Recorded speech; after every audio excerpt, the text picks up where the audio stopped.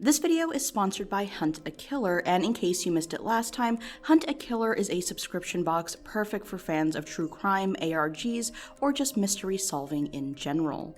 Each box is a single episode in a wider storyline, containing clues that'll lead you little by little through each case, and as I mentioned last time, my favorite thing about it is its attention to detail. The creative team at Hunt a Killer really goes out of their way for the sake of immersion, and it really shows. Now, best of all, each box is just $25, way cheaper than a night out and way less of a headache the next morning. Play with friends, family, or that special someone or someones if you're into that. You can get your very first box for 20% off if you head over to huntakiller.com/Reignbot and use promo code Reignbot. And good luck.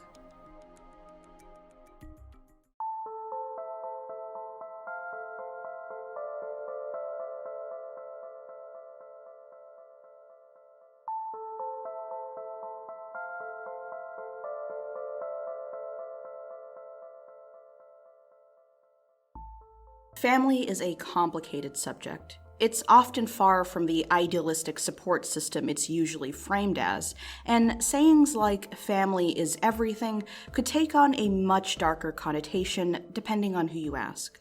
Although it didn't appear to be this way on the surface for the Arashi family, the story you're about to hear paints a slightly different picture, one that's unnerved most people who have looked into it. From missing sisters to a suspect seen heading into the woods at odd hours, to a very unsettling interview with a subliminal message, and possibly a sinister family secret. Tonight, we take a look at the bizarre disappearance of Mayumi Arashi and the mysterious notes that made this case famous.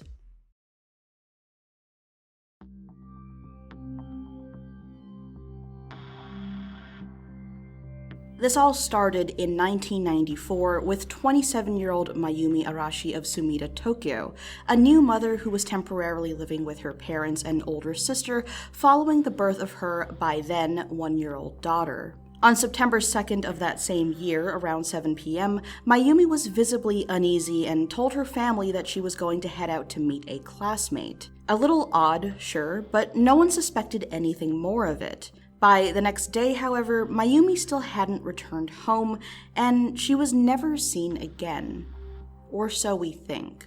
By this point in 1994, Mayumi's case was relatively unknown to anyone outside of the Arashi family, and things stayed that way until nearly 2 decades later, when in 2011, an investigative segment on the news caught wind of Mayumi's disappearance and decided to interview the family. This is where things take a bizarre turn. While Mayumi's father was being interviewed, some viewers took note of an ominous message taped to the bookshelf behind him. The handwritten sign was in plain view and said, "Don't believe Yoko's story." To anyone just tuning in, this may have been creepy, but not necessarily sinister. That is until you rewind the interview and realize that Yoko is Mayumi's older sister. In fact, she was the one interviewed first by the news station, and although a copy of the interview hasn't made its way online, those who watched that day claim to have seen something that makes this even more chilling. While Yoko was talking, they noticed an elderly woman behind her trying to do something, but because of the framing, it's unclear what at first. By all accounts, it seemed to be the mother of the two sisters taping the note to the bookcase, attempting to do so without her eldest daughter noticing. This, of course, just begs the question, why? To some, it almost seemed like the elderly couple were afraid of their own daughter. At no point did the dad or mom or any of the interviewers bring up the note or anything about Yoko for that matter.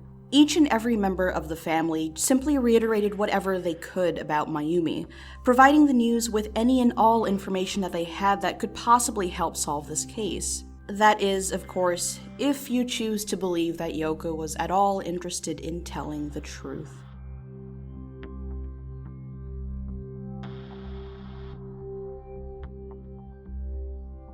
Don't trust Yoko. Don't believe Yoko's story. Don't trust the words of Yoko. The note behind Mr. Arashi in the interview could be translated in a number of ways, but one thing was clear. Whatever Yoko was claiming was not to be taken as truth. But what was it exactly that Yoko said during that interview? According to her, she had all kinds of information on what happened to her sister, It turns out the classmate Mayumi went to meet was also a friend of Yoko, and the two arranged a meeting the day after Mayumi vanished. According to said classmate, she never did make plans to meet with Mayumi, and if that was the case, why did Mayumi lie to her family about where she was going? Yoko adds even more lore to this tale, claiming to have found a handwritten confession left behind by her little sister in the days following her disappearance. Within the note, Mayumi admits to cheating on her husband with a man referred to only as A. After asking for forgiveness, she, for some reason, leaves this man's phone number. Mayumi also claimed that A had betrayed her somehow, but that was never clarified. Yoko claims that in the following days, she received calls from A who claimed to have been with Mayumi before she went missing. This A person also mentions that if Mayumi's body is found, then he hopes the punishment for what happened is prison. Whether or not that's supposed to be a confession is unclear. Yoko wanted to get to the bottom of this and decided the best way to do so was to hire a private investigator, someone who could trace A and possibly uncover the whereabouts of her lost sister. Yoko claimed to have paid the private investigator for a 6-month period ending in early 1995, of which only one notable incident has been reported. According to the private investigator, he at one point followed A into a heavily wooded area. A held 2 drinks, one in each hand, and proceeded onto a hiking trail. Now, this might not seem like the strangest thing in the world, but it turns out that this was in the middle of the night, and as such, it brought upon suspicion that the second drink was for Mayumi, who was perhaps being held captive. But once again, this was Yoko's version of events, the ones that we're not supposed to believe. As it turns out, no one else ever saw the handwritten confession of Mayumi's infidelity. Yoko, upon reading it, tore it up and threw it away out of anger, or at least that's what she claims. The police never saw the note, and neither did the Arashi parents. Did Yoko even actually get any calls from this A person? It's even unclear if a private investigator really did get involved or if that was a fabrication too. According to some sources, the parents supposedly did get a call from a strange male, probably A, but it seems Yoko may have still been the one to make this claim on their behalf. If you dig a little deeper into this, it'll also become apparent that on the day of Mayumi's disappearance, she actually only told Yoko, not the entire family, that she was going to meet up with a classmate. Yoko was the only one who knew anything here, but if she isn't to be trusted, then it's quite possible that most, if not all, of her story was fabricated. But why? Again, the story starts off in obscurity, just like the other countless missing persons cases across Japan and the entire world for that matter. But in 2011, after the Arashi segment aired, suddenly there was some interest in it, both from Japan and overseas. Naturally, the internet would start investigating, but this case is just like quicksand, and the more you look into it, the muddier things get. The disappearance of Mayumi Arashi and the mysterious note seen during her father's interview is a case that definitely has its following, but it isn't necessarily the behemoth that some other cases end up being, especially when you're talking about the English-speaking side of the internet. Personally, I believe that this has to do with how difficult this case is to look into, and how little we have to work from. In fact, there's so little here that many have written this off as either a hoax or some kind of creepypasta, either via Photoshop or incorrect captioning. A mere tale using the allure of foreign obscurity to sell its believability. As mentioned earlier, a copy of the interviews never made its way online, something hard to believe in today's day and age. We have a couple screenshots, but that's about it. Many online couldn't even be sure if this was a real TV program that had aired, or something more akin to Unsolved Mysteries meets Candle Cove. We know that Yoko's story wasn't to be trusted, but was any of this to be trusted at all? As it turns out, yes. Given the general lack of sources on the English side of the net, it became necessary for me to start doing searches in Japanese, at least to the best of my ability. Super J Channel is often cited as the entity that ran the segment about the Arashi family, and I feel it's necessary to clarify a few things before we move forward.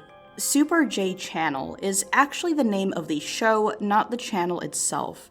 According to Japanese Wikipedia, it's your standard news and informational show that runs every evening and is produced by the TV Asahi network. Some of the show's content has made its way onto YouTube, so even without access to Japanese TV, we can confirm its existence. Now, to be more specific, the piece about Mayumi Arashi was covered on a subsegment within Super J Channel, one by the roughly translated name Whereabouts of the Truth, which focuses more on true crime type investigations rather than your standard news. Episodes of this can be found online, but unfortunately the catalog is not complete. Now, despite this, there were still some who weren't convinced.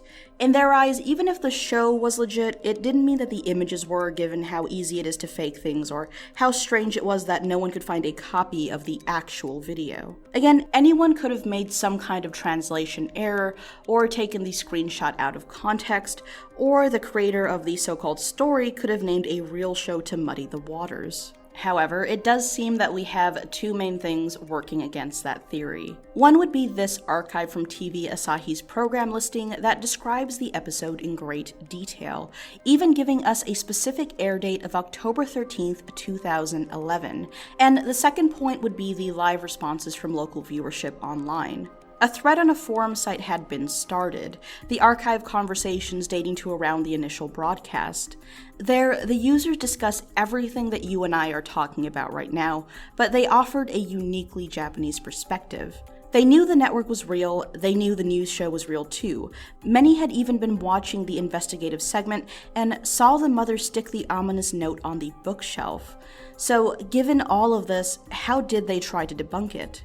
Some posited the theory that the segment had actually been something roughly translating to a broadcast ban, a fake or mockumentary-style horror segment in Japanese TV or film, supposedly pioneered by Fuji TV.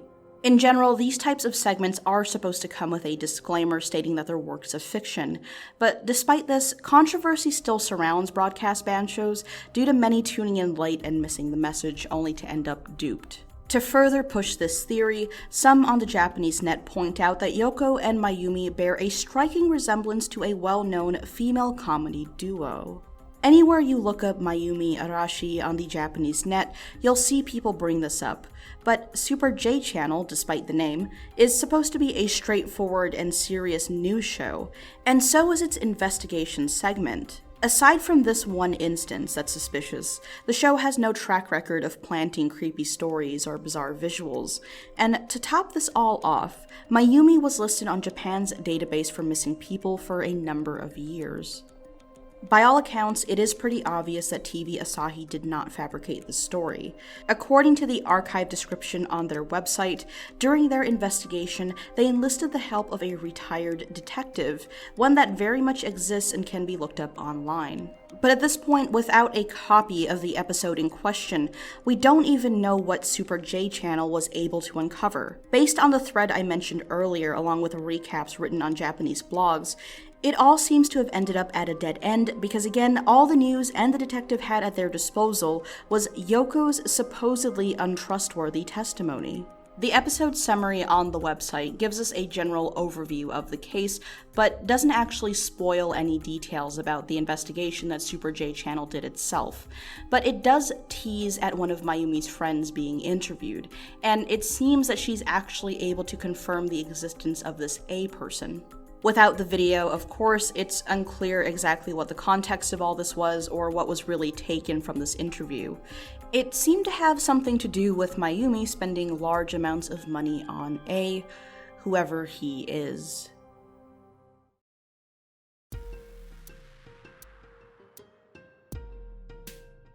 With the legitimacy of the Super J Channel episode no longer in question, what are we left with and what theories can we extract from the information we do have?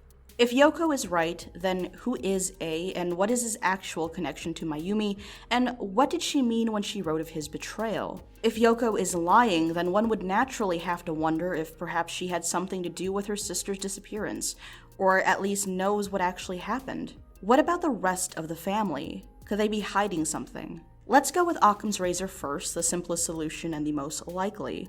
Let's say Mayumi really was having an affair. Based on how the letter was worded, the betrayal, the apology to her family for the infidelity, you can assume that Mayumi felt guilty. Maybe even guilty enough to skip town and never show her face in Tokyo again. This, after all, wouldn't be the first time something like this has happened. In fact, Japan is actually home to a phenomenon roughly translated as evaporating people, something that technically exists everywhere, but in a Japanese context, it's when someone chooses to vanish and assume a new identity, or really none at all, usually to escape financial burden, or in some cases even turbulent relationships at home. On the other hand, however, she was a new mother, and it is very hard to believe that anyone would want to abandon their very young child, even if it is something that happens. It's also a little strange that Mayumi was supposedly uneasy before leaving, but again, that's part of Yoko's story. This brings us to the rest of the Arashi family. They don't want us to believe that Mayumi simply left the family. This, of course, could be for a number of reasons.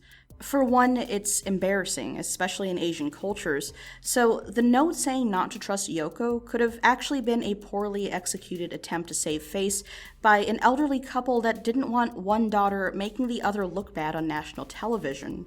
Of course, it's also entirely possible that they're the ones who are right and Yoko is indeed lying. But again, why would Yoko lie? To this point, many assume that it might just be a case of sibling rivalry, that Yoko was jealous of her sister to some degree, or maybe she was taking the opportunity to be in the spotlight. After all, the way things are right now put Yoko directly in the center of the story by proxy. Could this, though, actually have been an attempt at an alibi? Some people think so. An alternative theory stemming from Yoko possibly being jealous is one where she framed whoever A is. After all, it made no sense for Mayumi to leave this person's phone number to the family in the letter she supposedly wrote. Taking it one step further, it's even possible that A and Yoko work together, but if that was really the case, then many of their choices do come off as rather bizarre, since one would assume that it would have been much safer to just not bring A up at all. Once again, the inclusion of his phone number makes no sense. The note on the bookshelf is definitely the main point of focus for most people in this case, possibly even more so than the supposed letter Yoko found that was written by Mayumi. I think to most people, it may have come off like the elderly Arashi couple was afraid of their eldest daughter, which is something that feeds the narrative of Yoko having something to do with Mayumi's disappearance. It's almost like they know something we don't. After all, why not just call her out or confront her? As most of you probably already know, doing such a thing isn't exactly how the culture works, and it's also possible that Yoko is unwell to some degree, possibly even delusional, something that we, the audience, would have no way of knowing. Maybe the parents aren't actually afraid of Yoko, but also don't have it in them to call her out because she doesn't realize the absurdity of her claims. Note, this is merely speculation and just one possibility out of many, as there isn't any direct evidence that Yoko is suffering from any condition. In doing research for this case, I stumbled upon a very interesting detail that somehow makes this case even weirder than it already is. To recap, Mayumi went missing in 1994 and was supposedly searched for by a private investigator until 1995. The interview with Super J Channel aired in 2011. 2 years later, in 2013, Yoko supposedly went missing as well, and to this day, neither sister has ever been found. Yoko's disappearance usually isn't focused much when this case is talked about, and I couldn't find any official missing persons records, but based on what I read from various Japanese blogs and social media posts, Yoko is gone. But the details of exactly when and how are still unclear. A lot of people online who have stumbled upon this story think it's a little weird that the news isn't all over this, but as I mentioned before, disappearances are as common in Japan as they are anywhere else in the world, and in most cases they don't become national news with wall-to-wall coverage anywhere else either. It's just a sad reality that there are too many missing people in the world to count. So, more often than not, most of them are quickly forgotten by society, and it seems that that would have been the case here as well if it wasn't for the internet. The last official update on this case came to us in the form of a non-update from the Japanese missing persons database mentioned earlier. While it once showed a profile for Mayumi, the link is currently dead. For a while, though, it did show something else.